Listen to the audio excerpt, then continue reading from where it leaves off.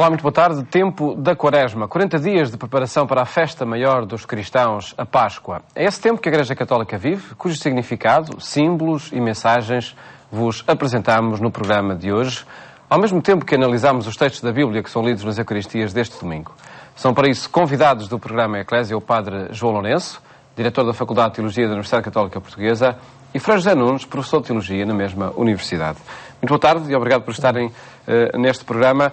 Antes de nos centrarmos nos três textos que são lidos nas Eucaristias deste domingo, o significado deste tempo litúrgico, a Quaresma, ele encontra raízes na Bíblia, Padre João Lourenço?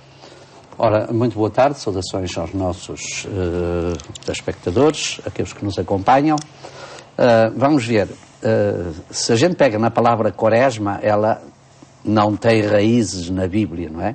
O que tem raízes na Bíblia é, de facto, esta tradição dos 40 dias, dos 40 anos, do número 40, que tem, de facto, um significado muito especial. E então encontramos isso, sei lá, por exemplo, na caminhada do povo de Israel, nos seus 40 anos, os 40 dias de oração, que muitas vezes também são apresentados como uma espécie de preparação, uma espécie de tempo propício para a realização de uma grande missão. Portanto, há, de facto, uma simbólica ligada a um tempo, a este período, que depois entrou naturalmente na liturgia cristã. A liturgia inspira-se nesta simbólica veterotestamentária e também se inspira, mas isso já os próprios evangelistas se inspiraram no Antigo Testamento, não é? Nesta tradição ligada à preparação de Jesus, aos 40 dias, como vamos ouvir no Evangelho, que Jesus esteve no deserto a preparar-se para a missão. Naturalmente tudo isto tem uma simbólica muito, muito forte, porque os 40 dias, nós temos muito o hábito de olhar o tempo bíblico com o cronómetro na mão, não é? Ou então com o relógio. Andamos sempre a cronometrar. Ora, o tempo bíblico, neste sentido, não é uma questão de cronómetro. É o tempo propício de preparação para um grande acontecimento. E, portanto, há uma série de... A mesma expressão, quando dizemos os 3 dias ligados à ressurreição, significa a iminência de um acontecimento. Os 40 dias significa a preparação para um grande acontecimento dentro da história da salvação. Portanto, recorre a um tempo, certamente há um tempo, mas recorre à força simbólica do número e também, naturalmente, dentro desse número, à missão, ou dentro desse tempo, melhor dizendo, à missão que se vai realizar. Portanto, a palavra Quaresma vem exatamente daí, mas é, de facto, eu diria, é uma realidade que se impôs na tradição e na vivência das primeiras comunidades cristãs, exatamente para acompanhar o próprio período de estadia de Jesus a preparar-se para a sua missão. Com que significado, nos dias de hoje, Frei José Nunes, com que significado, com que pedagogia também é vivida ou é proposta, ou é feita a proposta que se vive este tempo litúrgico? Como é que se prepara o tal grande acontecimento? Não é? Prepara-se, bem, de muitas maneiras, desde logo com a leitura da Palavra de Deus, com a celebração, mas sobretudo com a proposta de mudar a vida e com a mudança efetiva de vida. Porque Quaresma é mesmo para mudar a vida, quer dizer, é um tempo de opções e de mudanças. A grande festa é a festa da Páscoa, a grande festa dos cristãos, e a Páscoa, desde sempre, que teve uma correspondência com a vida cristã a partir do batismo. São Paulo mesmo diz isso em Romanos, não é? O nosso batismo compara-se à morte e ressurreição de Jesus. Assim como Jesus morreu, foi para debaixo da terra para ressuscitar, para uma vida nova, também nós vamos pelo batismo morrer para o pecado, para a vida velha, para debaixo da água, para depois sair da água e voltar para uma vida nova. Portanto, por isso é que, desde sempre, a Páscoa teve esta característica batismal. E o tempo de preparação, a Quaresma para a Páscoa, é para deixar a vida velha e entrar na vida nova. Deixar a vida terrena, entre aspas, e ganhar a vida da ressurreição. Isso era feito, sobretudo, com uma dinâmica catecumenal muito grande. Portanto, os catecúmenos tinham que morrer para a vida pagã, em muitos aspectos concretos, para nascer para a vida nova cristã, e eram batizados na Páscoa. Os catecúmenos são os que fazem esse percurso de preparação. Exatamente, os que se preparam para o batismo como adultos, não é? E os cristãos, aqueles que já são batizados, como nós, somos batizados desde pequeno, é parecido também. Por isso é que nós fazemos também na Páscoa a renovação das promessas batismais. Nós, na Quaresma, queremos deixar tudo o que é vida não evangélica, tudo o que é vida velha, e passar a viver segundo o homem novo. Mas Quaresma, portanto, seja para os catecúmenos, seja para os batizados, é mudança de vida. Então a grande pedagogia da Igreja é propor mudanças de vida. E é em função dessa mudança que existem aqueles sinais mais visíveis da Quaresma, como o jejum, penitência, tudo existe em função dessa mudança que se pretende? Sim, quer dizer, o jejum que seja e a penitência que se façam, que sejam para a pessoa mudar de vida no sentido de se pôr mais ao serviço dos outros. O jejum não vale por si mesmo, quer dizer, a penitência não vale por si mesma. Mas vale no sentido de se a pessoa, com isso, muda de vida e se põe mais disponível para os outros. Se a pessoa também faz jejum ou se priva de alguma coisa para materialmente ser mais solidária com os outros, quer dizer, não é, embora aí haja vários tipos de espiritualidades, digamos assim, e opiniões e sensibilidades dentro da Igreja, dentro dos cristãos, eu não acredito muito no jejum pelo jejum, na penitência pela penitência, mas sim como formas de mudar de vida, de nos pormos mais ao serviço dos outros, de sermos mais solidários com os outros, sim, quer dizer, embora respeito muito quem tem outro tipo de espiritualidade, enfim. Acreditamos, sem dúvida, que o objetivo é viver a tal festa maior, a Páscoa, de acordo com o espírito que ela mesmo tem. Vejamos os 3 textos que são lidos nas Eucaristias deste domingo, porque acredito que nos conduzem também a esse espírito de mudança. A primeira leitura é do livro de Deuteronômio, no capítulo 26, onde a narrativa remete para uma história crente, creio, Padre João Lourenço. Meu pai era um arameu errante. De quem se fala? Quem é que se está a evocar com este discurso? Antes de mais, eu creio que se está a evocar a memória da história da salvação, que é uma história, eu diria, uma história itinerante. A história do relacionamento de Deus com um povo. Exatamente. A história do relacionamento de Deus com um povo numa itinerância mútua. O que é que eu quero dizer? Deus à procura deste povo, na escolha, e este povo à procura de Deus, simbolizada numa terra prometida. Portanto, há aqui, de facto, este processo de caminhada. E, portanto, nós podemos olhar para este texto com diferentes matizes simbólicas. Uma está bem presente naquilo que aqui há pouco também gostaria de fazer esta relação com o Frei Zé Nunes dizia, a mudança. Portanto, este texto significa mudança, significa procura, significa itinerância, ir à procura de, ir em busca de. E o cristão é aquele que está em busca de. E essa busca de é feita exatamente numa fidelidade a uma fé recebida, mas ao mesmo tempo também numa procura sempre permanente de chegar a uma meta. A meta, para nós cristãos, é, de facto, o mistério pascal de Jesus. Este texto que vem na parte final do livro de Deuteronômio é muitas vezes considerado como este e outros, e catalogado como uma espécie dos chamados credos históricos de Israel. O que é que isso se quer dizer? Era o credo, não feito como verdades abstratas como nós temos o nosso, resultante um bocadinho das discussões teológicas ao longo dos primeiros séculos do cristianismo, para definir e para, de alguma forma, afastar ou, pelo menos, ajudar as pessoas a evitar aquilo que eram as tentações das heresias. Não é feito assim, não é um texto abstrato, é um texto que faz a memória da história bíblica, como mais tarde vai ser simbolizada na noite pascal. Ou seja, começamos a Quaresma para preparar a Páscoa. A tradição pascal leva o povo de Israel a, na noite pascal, fazer essa memória da sua tradição histórica. Ou seja, o meu pai era meu errante. Quem era? Pois, alguns autores pensam logo em Abraão. A tradição bíblica localiza normalmente isto em Jacó. Jacó é o verdadeiro arameu errante que, juntamente com os seus filhos, vai para o Egito, do Egito regressa e faz esta caminhada toda, depois continuada no povo de Israel e com Moisés. Portanto, é um arameu errante, faz a experiência de Deus.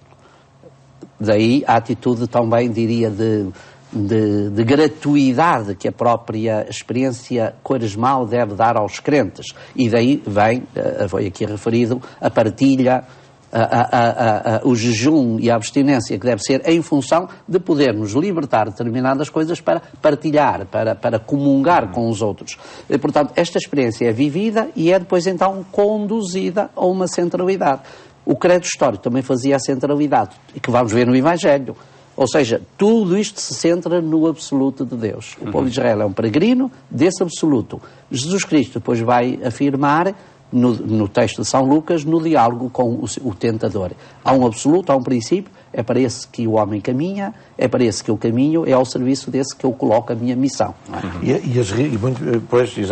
E as realidades materiais de que fala este texto por duas vezes, no princípio e no fim, a questão das primícias, o oferecer as primícias a Deus, não é? Lá está, é para reforçar esse absoluto que é Deus. Para nos lembrar que, portanto, o ser humano, no povo de Israel, era chamado a dar as primícias, os primeiros frutos dos produtos da terra, e também, de certa maneira, a oferecer os primogénitos, não é? Enfim, desta ou daquela maneira, segundo as culturas daqueles povos, oferecer a Deus. Não de maneira interesseira, como quem diz, bem, deixa-me oferecer os primeiros frutos e os primeiros filhos para depois ter muita coisa. Não.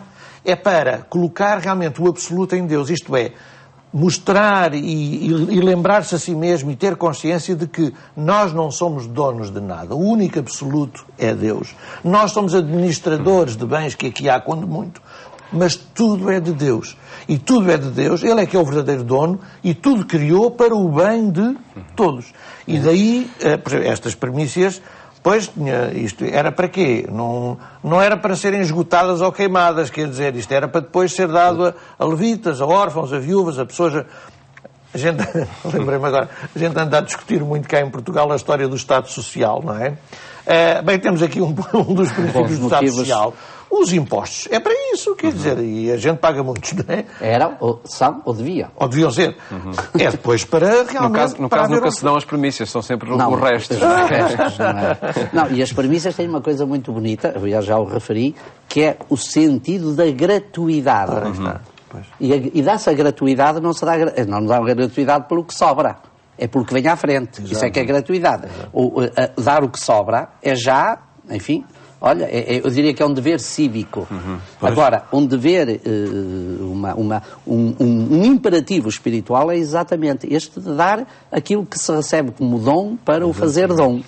E acho que esta gratuidade devia ser muito referida e devia estar muito, hoje em dia, cada vez mais, associada à ideia de abstinência ou de jejum. É o sentido da gratuidade. A gratuidade vivida, testemunhada e partilhada. Não apenas com referência a Deus, que certamente essa pode existir sempre, mas também a gratuidade na referência aos outros. E passamos à análise do segundo texto. Esta experiência que a primeira leitura fala, acredito que marcou uma geração e marca todas as gerações. Depois, na segunda leitura da Epístola do Apóstolo São Paulo aos Romanos, no capítulo 10, Padre Lourenço, que a experiência crente também é aí feita nessa comunidade, na comunidade de Roma. Eu, dentro do espírito e do sentido da Quaresma, colocava esta leitura de uma forma muito simples. A centralidade da palavra. Tudo se faz a partir desta centralidade. E Cristo também é a palavra crente. plenitude. E Cristo é a palavra em plenitude. Portanto, a experiência crente faz fundada, tem de ter fundamentos, tem de ter raízes, tem de ter alicerces. Não basta apenas pronunciá-la pelos lábios, embora é importante também, e São Paulo diz, vós também deveis confessar aquilo que vos vai no coração, mas ela tem de ter fundamentos. E se a palavra não for, de facto, o fundamento, a raiz, o alicerce desta experiência, desta vivência crente, naturalmente fica manca a própria experiência. Pode ser uma experiência muito solidária, com muito interesse humano, mas dificilmente será uma experiência de gratuidade e de oblatividade, de oblação cristã de oferta da vida a proveito e em benefício dos demais. E é uma experiência ao alcance de toda a gente? Exatamente, o texto fala disso, ao alcance de toda a gente, do judeu e do grego. É isso que simbolizam os todos dois os povos. É, exatamente.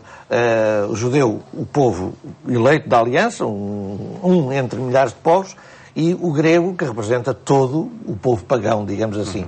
Portanto, Jesus veio para todos, universalismo, ressuscitou para todos salvar, Deus quer que todos se salvem, o Evangelho é para ser conhecido por todos e todos podem chegar ao conhecimento e à confissão da fé na ressurreição de Jesus. São Paulo realmente diz isto muitas vezes, aqui diz, não há judeu nem grego, Em Gálatas diz, não há judeu nem grego, nem escravo, nem homem livre, nem homem nem mulher. Quer dizer, isto faz parte realmente do núcleo central da própria religião cristã. O cristianismo é uma religião de família.